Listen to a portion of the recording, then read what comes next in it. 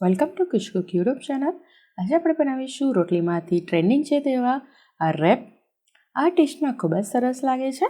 આ બાળકોને મોટાઓને બધાને જ ખૂબ જ પસંદ આવશે કેમ કે આપણે તેમાં ચીઝ પણ વાપર્યું છે અને આ રોટલીમાંથી બને છે તો હેલ્ધી પણ થઈ છે.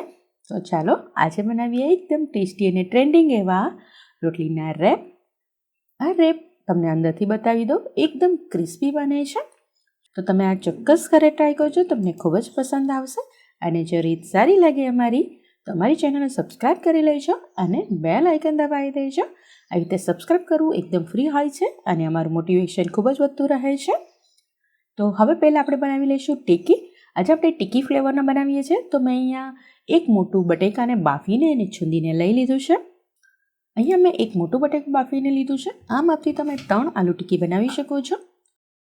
હવે તેમાં ટેસ્ટ પ્રમાણે મીઠું, એક નાની ચમચી આદુ મરચાંની પેસ્ટ, થોડાક ધાણા ભાજી, અડધા લીંબુનો રસ, અડધી ચમચી જેટલી ખાંડ, હવે 1/4 ચમચી જેટલો ગરમ મસાલો અને અડધી ચમચી જેટલું ધાણા જીરું ઉમેરી દેવું. અને બધી વસ્તુને આપણે પહેલાં હાથેથી મિક્સ કરી દઈએ. હવે તેમાં આપણે બ્રેડ ક્રમ્સ ઉમેરવાના છે. આ બ્રેડ ક્રમ્સ બનાવવાની રીત હું તમને આગળ બતાવી ચૂકી છું. એ પ્રમાણે તમે 1 મહિના સુધી બ્રેડ ક્રમ્સ બનાવીને રાખી શકો છો. તો આમાં મેં 2 ચમચી જેટલા જ અત્યારે બ્રેડ ક્રમ્સ ઉમેર્યા છે. બટેકામાં જે પ્રમાણે ભેજ હોય એ પ્રમાણે બ્રેડ ક્રમ્સની જરૂર પડશે. આવી રીતે ગોળો વળવા માંડે ત્યાં સુધી જ આપણે તેને બ્રેડ ક્રમ્સ ઉમેરવાના. વધારે પડતા બ્રેડ ક્રમ્સ હશે તો પણ પછી આલુ ટિક્કી તૂટી જશે. એટલે આવી રીતે થોડા થોડા ઉમેરીને પછી તેમાંથી ટિક્કી બનાવી લેવાની. તો આવી રીતે 3 ટિક્કી હું બનાવીને તૈયાર કરી લઉં છું. હવે આપણે આમાં કોઈ પણ કોટિંગની કરવાની જરૂર નથી, તો ડાયરેક્ટ જ આપણે તેને તવા ઉપર શેકી લઈએ. તો મેં થોડું તેલ આવી રીતે લગાવી દીધું છે તવામાં અને તેમાં આપણે ટિક્કી ઉમેરી દઈએ. તમારે શેલો ફ્રાય એટલે કે 5 થી 6 ચમચા જેટલું તેલ ઉમેરીને એવી રીતે ટિક્કી શેકવી હોય તો તે રીતે પણ શેકી શકાય. તો મેં ધીમા ગેસે આ રીતે બંને બાજુ શેકીને તૈયાર કરી લીધી છે.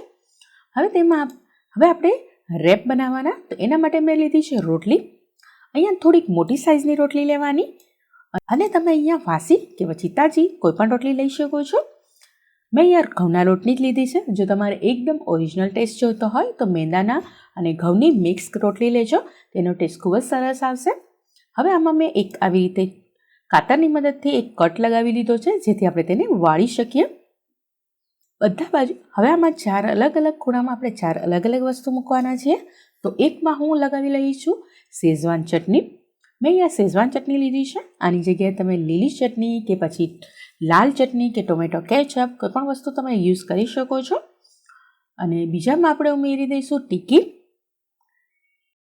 આ નાસ્તો તમે એકદમ ઓછા તેલમાં, અડધી ચમચી તેલમાં તમે બનાવી શકો છો અને ટેસ્ટમાં ખૂબ જ સરસ લાગશે. અને ત્રીજા ભાગમાં આપણે ઉમેરી દઈશું ચીઝ. મેં અહીંયા મોઝરેલા ચીઝ લીધું છે, જે ખમણીને લીધું છે. તમે અહીંયા પ્રોસેસ ચીઝ કે પછી ચીઝ સ્લાઇસ લેવી હોય તો તે પણ લઈ શકાય છે. જોઈએ એટલું ચીઝ ઉમેરી દેવાનું. અને ત્રીજા ભાગમાં આપણે ઉમેરી દઈશું કોબીજનું એક નાનું કેવું પાંદ અને તેની ઉપર એક ડુંગળી. જો ડુંગળી ના ખાતા હોય તો સ્કીપ કરી શકાય છે, કાકડી પણ મૂકી શકાય છે. અને સોસ આપણે જેમાં લગાવ્યો છે તેમાં હું થોડાક ટમેટાં પણ ઉમેરી દઉં છું. ટમેટાં ના ઉમેરવા હોય તો સ્કીપ કરી શકાય. હવે આમાં હું ચાટ મસાલો કે કોઈ પણ વસ્તુ નથી ઉમેરતી. જો તમારે ઉમેરવો હોય તો તે ઉમેરી શકાય. હવે આને ફોલ્ડ કરવાની એક રીત છે. આવી રીતે જ્યાં કટ લગાવ્યું છે તે ભાગ ઉપાડવાનો અને તેને આવી રીતે વાળી દેવાનો. પછી બીજો ભાગ વાળવાનો અને પછી ત્રીજો ભાગ વાળવાનો. તો આ રીતે આપણે તેને ધીમે ધીમે વાળી લેવાના. તો તૈયાર થઈ ગયું છે આપણું રેપ. આ રીતે હું તમને બીજું પણ બતાવી દઉં. અને વાળતી વખતે થોડું દબાવતા જજો જેથી અંદરથી વસ્તુ બહાર ના નીકળી જાય. તો બસ આપણા રેપ તૈયાર થઈ ગયા છે. તો આપણે તેને શેકી લઈએ. તો હું અહીંયા થોડુંક જ તેલ મૂકી રહી છું. તમે માખણ કે ઘી ઉમેરવું હોય તો તે પણ ઉમેરી શકાય. અને તવામાં આપણે આ જે રેપ કરીને રાખ્યા તે ઉમેરી દઈએ. જો તમારી પાસે ગ્રીલ મશીન હોય તો તેમાં શેકજો, તેમાં ટેસ્ટ ખૂબ જ સરસ આવશે. તો આવી રીતે જરાક તેલ મૂકીને આપણે બંને બાજુ તેને શેકી લેવાનું. બંને બાજુ ક્રિસ્પી થાય ત્યાં સુધી આપણે તેને શેકી લેવાનું. નીચેની સાઈડ ક્રિસ્પી થઈ જાય એટલે તેને ચેન્જ કરી લેવું અને બીજી બાજુ પણ ક્રિસ્પી કરી લેવું.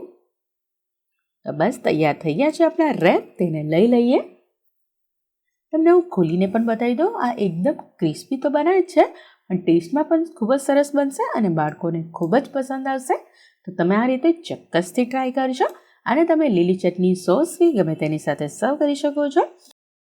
અને હા, રેસિપી સારી લાગી હોય તો વિડીયોને લાઇક કરી દેજો, શેર કરી દેજો અને સબસ્ક્રાઈબ ના કર્યું હોય તો સબસ્ક્રાઈબ ચોક્કસથી કરી દેજો અને બેલ આઇકન દબાવજો. તો તમે એન્જોય કરો આ ટ્રેન્ડિંગ રેપ. આપણે મળીશું નેક્સ્ટ રેસિપી સાથે. ત્યાં સુધી આવજો. Bye bye. Thank you. જય શ્રી કૃષ્ણ.